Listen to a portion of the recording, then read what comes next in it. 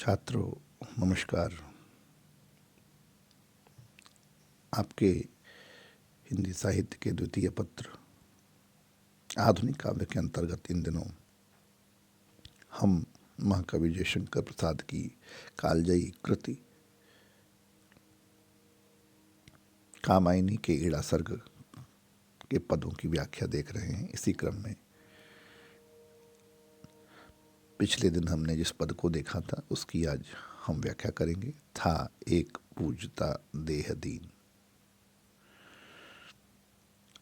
मनु इस उजड़े हुए सारस्वत नगर में, यानी सारस्वत नगर के खंडहरों में जहाँ पहुँचे हैं, जिसकी सभ्यता नष्ट हो चुकी है प्रलय में, सब कुछ यहाँ नष्ट हो चुका है। तो मनु इस नगर से सुपरिचित हैं। उन्हें बीते दिन याद आते हैं इस खंडहर में, सुनसान में, सारस्वत नगर के, और प्राचीन काल में होने वाले जो देवासुर संग्राम है, राक्षस और देवताओं के बीच जो युद्ध है, उसके विषय में सोचते हैं कि वो युद्ध क्यों हुआ।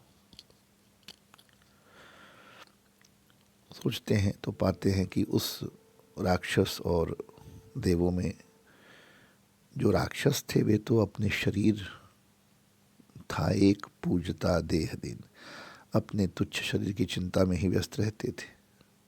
इसलिए वरुण आदि प्राकृतिक शक्तियों की उपासना किया करते थे, और देवता आत्मवादी होने के कारण स्वयं के अतिरिक्त किसी दूसरी सत्ता को कुछ नहीं मानते थे। वे एकमात्र अपनी आत्मवादिता अथवा अहमन्यता के पुजारी हो गए थे। इस प्रकार दोनों अपने अपने हठ में मग्न रहते थे और कोई भी अपने विचारधारा से पीछे नहीं हटता था।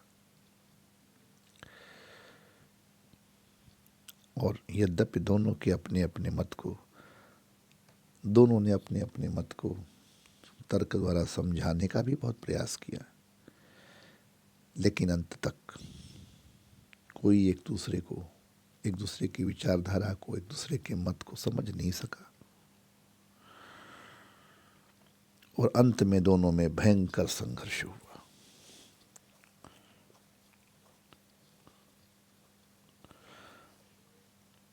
उनका यह संघर्ष सभी निवासियों को, रहने वालों को, उसमें असुर भी थे, उसमें सुर भी थे, देवता भी थे, सबको दुखी किया रखा, बेचैन की बनाए रखा, और बहुत दिनों तक, अनंत अनंत वर्षों तक चलता रहा। मनु कहते हैं ये दोनों की जो भावनाएं हैं परस्पर विरोधी, ये आज भी वर्तमान है। दोनों का हठ था दुर्निवार, दोनों ही थे विश्वासहीन। फिर क्यों न तर्क को शस्त्रों से वे सिद्ध करें, क्यों हो न युद्ध। उनका संघर्ष चला, अशांत वे भाव रहे अब तक विरुद्ध। मुझ में ममत्वमय आत्ममोह, स्वातंत्रमयी उच्छृंखलता।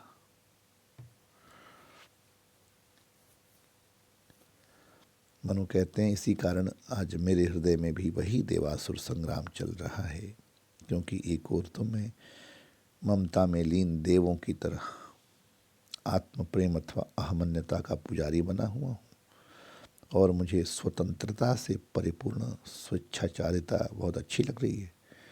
दूसरी तरफ हो प्रलय भीत तन रक्षा में पूजन करने की व्याकुलता। यह जो अभी अभी प्रलय आया है, और इस प्रलय से मैं डरा हुआ हूँ, और डर करके मैं राक्षसों की भांति ही अपने शरीर की रक्षा में जुड़ गया हूँ, चिंतित हूँ, और इसीलिए दूसरी प्राकृतिक शक्तियों की उपासना का जो उत्साह है मुझको बेचैन करता है। प्रलय भीत तन रक्षा में पूजन करने की व्याकुलता। आज वही प्राचीन, वह पूर्व द्वंद्व, प्राचीन देवासुर संग्राम, राक्षसों और देवताओं का युद्ध एक नया रूप धारण करके मेरे हृदय में पैदा हो गया है, जिसके कारण मेरे मन में व्याकुलता है, पूजन करने की व्याकुलता। वह पूर्व द्वंद्व परिवर्तित हो मुझको बना रहा अधिक दीन, वह मुझे बेचैन कर रहा है। वह जो अनुभव है देवासुर संग्राम का, पूर्व का अनुभव, तो इससे आज मैं स्पष्ट अनुभव कर रहा हूँ कि मैंने केवल बाह्य जगत में ही अपनी पत्नी श्रद्धा का त्याग नहीं किया है, बल्कि मेरे हृदय में भी आज श्रद्धा धीरे धीरे समाप्त हो रही है, आस्तिकता धीरे धीरे कमज़ोर पड़ रही है। और शायद यही सचमुच मैं हूँ श्रद्धा विहीन। केवल अपनी पत्नी का त्याग नहीं किया बाहर से भौतिक रूप में, अंतःकरण से ही सूक्ष्म रूप से भी मेरे भीतर जो श्रद्धा के आने से एक जीवन में आस्तिकता का उदय हुआ था, एक विश्वास का उदय हुआ था, वो धीरे धीरे मिट रहा है। और शायद यही मेरे दुखों का कारण है।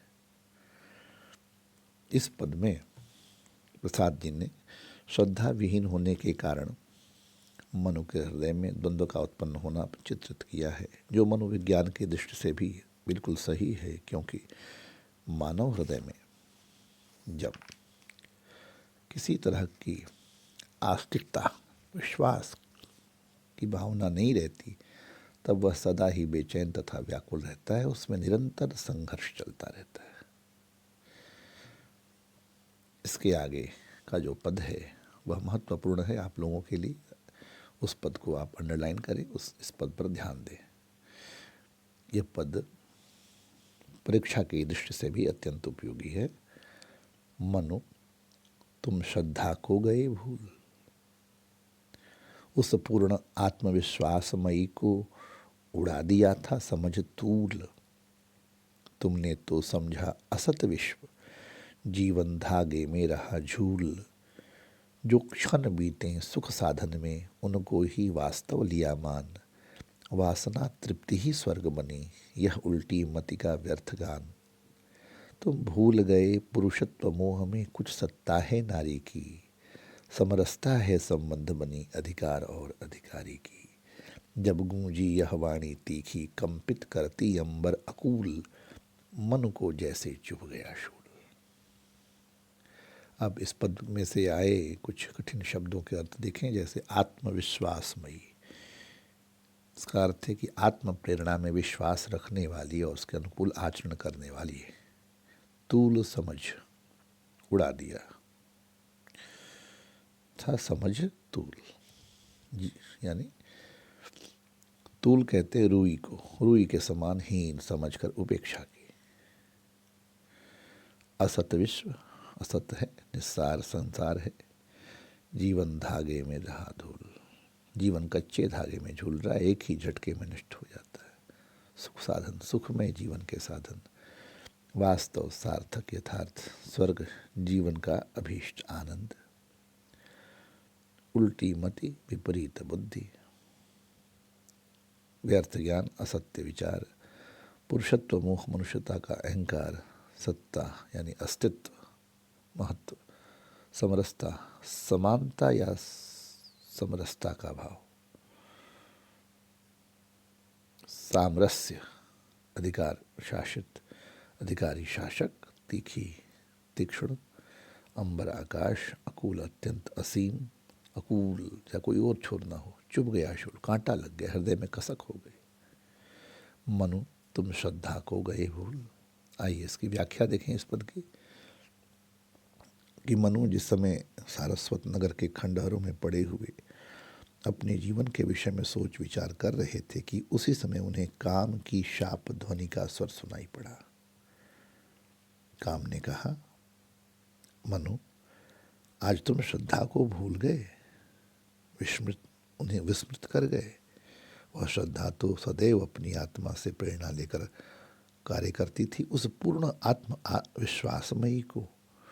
किंतु तुम पूर्णतः आत्मा में विश्वास रखने वाली उस तपस्विनी श्रद्धा को सदा ही रुई की तरह फूंक से उड़ाते हुए उड़ा दिया था समझ तूल। उसके विचारों को न समझकर उसकी उपेक्षा करते थे। तुमने तो समझा असत विश्व, जीवन धागे में रहा झूल।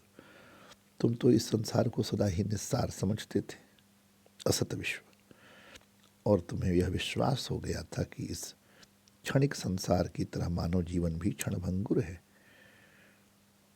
विश्व जीवन धागे में रहा झूल, धागे में, कच्चे धागे में झूल रहा है। क्योंकि यह कच्चे धागे में झूलने वाली किसी वस्तु के सदृश जल्दी ही टूटकर नष्ट हो जाने वाला है। क्षणभंगुरता के इस विचार ने ही तुम्हारे हृदय में यह भावना उत्पन्न कर दी थी कि सुखमय जीवन व्यतीत करने में जो क्षण बीतते हैं वे ही वास्तव में सार्थक हैं। जो क्षण बीते सुख साधन में, उनको ही वास्तव लिया मान। इसलिए तुम वासनाओं तथा इच्छाओं की पूर्ति में ही जीवन का अभिष्ट आनंद स्वीकार करने लगे और तुम्हारी विपरीत बुद्धि में यही असत्य ज्ञान व्याप्त कर गया। इस असत्य ज्ञान के कारण ही तुम अहंकार तथा मोह में मग्न हो गए और यह भूल गए कि संसार में नारी की भी कुछ सत्ता होती है। तुम भूल गए पुरुषत्व मोह में क्या भूल गए, कुछ सत्ता है नारी की। इसके अतिरिक्त तुम यह भी भूल गए कि शासित अथवा अधिकृत वस्तु जो नारी और शासक या अधिकारी, शासित और शासक तथा सेवक एवं स्वामी की तरह पत्नी और पति में भी उच्चता एवं निम्नता का भेदभाव होता है। काम की यह तीव्र शाप ध्वनि अनंत आकाश को कंपित करती हुई जब गूंजी यह वाणी तीखी, कंपित करती अंबर अकूल। सर्वत्र जब यह काम की शाप ध्वनि गूंज उठी तो उसको सुनते ही मनु को जैसे चुभ गया शूल। उनके हृदय में कसक हुई जैसे कि पाँव में कांटा चुभ जाने के बाद अनुभव होता है। तो इस पद में प्रसाद जी ने मिथ्या ज्ञान का उल्लेख करते हुए संसार को असत और जीवन को क्षणभंगुर की संज्ञा से अभिहित किया है, क्योंकि प्रत्यभिज्ञा दर्शन के अनुसार प्रसाद जी संसार को सत्य सतत चिर सुंदर स्वीकार करते हैं।